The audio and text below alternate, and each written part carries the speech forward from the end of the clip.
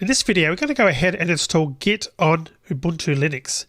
Now what I want to do is, even though we're going to be installing this via the command line, I want to actually show you how you can download it in case you're running a different version of Linux. So we can go and open a browser. And the website you want to have a look at is git-scm.com.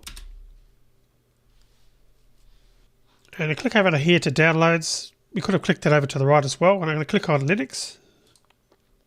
And I just want to point out that there's quite a few different versions of or distros of Linux that are supported by an installation method.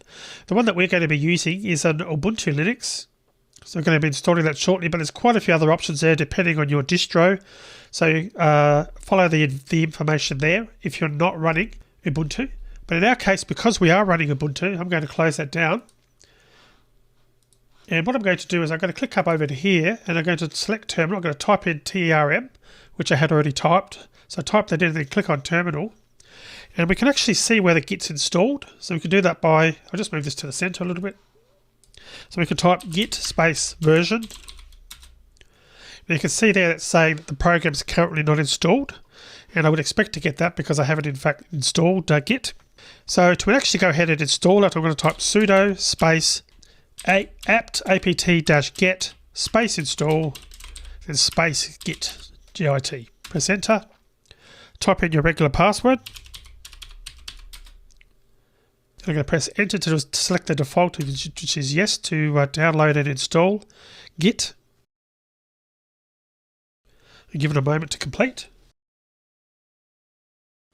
Alright, so you can see at this point the installation has completed.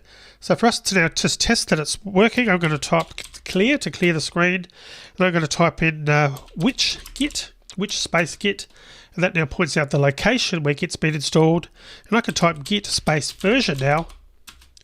And you can see it's popping up and shows a version on the screen there. So at this point, that's telling us that Git has been installed. Alright, so that's the installation of Git on a Linux platform. Let's move on to the next video.